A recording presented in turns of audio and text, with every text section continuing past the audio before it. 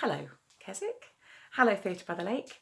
I have been asked to reminisce about my time spent in Keswick and at the theatre. And what a brilliant exercise that has been. I mean, I didn't need much persuasion. I am aching, sort of in a homesick way, for Keswick.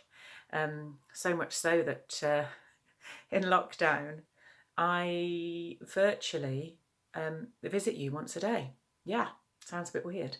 But thanks to a very special Springer Spaniel called Max, who's got his own Facebook page, Max out in the Lake District, I go on a daily virtual walk in and around Keswick, up fells, around lakes, places I didn't know and places I know and love.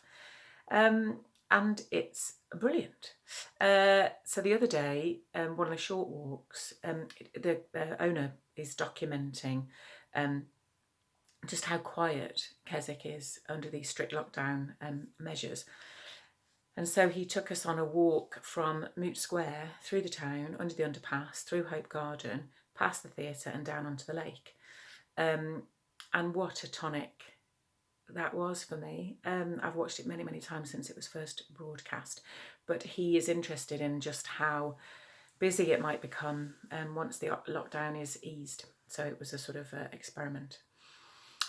Anywho, so committing to camera, a particular memory, is really, really tricky because I first worked there in 1995. I was one of the ugly sisters in Cinderella, and I have been lucky enough to be invited back quite a few times. I've done a few summers, I've done a couple of Easters, and I brought my one-woman show there. That was the last time I worked there.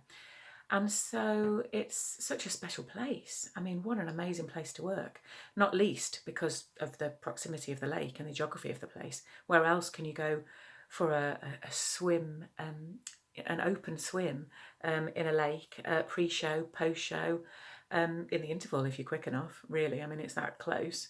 And I've swam in thunderstorms, in beautiful sunshine, under electrical meteor showers. Yeah, amazing. And brilliant friendships and amazing characters have been formed there. So committing to a decision of one particular memory has been tough. So I decided not to choose and let the choice choose me. So I just sat with it for a bit. And probably like a lot of people, I've been spending quite a lot of time in my kitchen, being quite domestic, baking. And I've enjoyed it, every cloud. It's not often I get to spend swathes of time in my own flat. Normally I'm working, I'm on the road, I'm living in digs out of a rucksack. So, every cloud. So I've been quite enjoying, experimenting and baking and inventing recipes, etc. So the domesticity of that, coupled with this particular play, which also has its own domesticity about it, particularly the character I played, has decided my mind.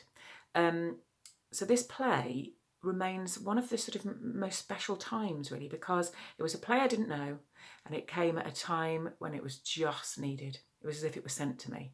I was going through a really, really difficult time, and this play provided the balm that got me through and turned a pretty tough situation into one of the most special times in my life. It was a brilliant job. There were 5 Mundy sisters, and the friendships formed between all of those sisters, like Memory of Water and those sisters.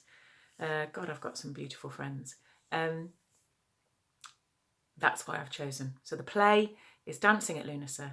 The part I played was Maggie, and the extract is Maggie's only speech, and it's the only time she ever becomes reflective and reminiscent herself.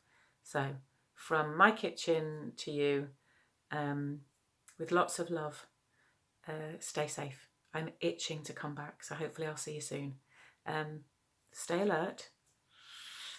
Lots of love.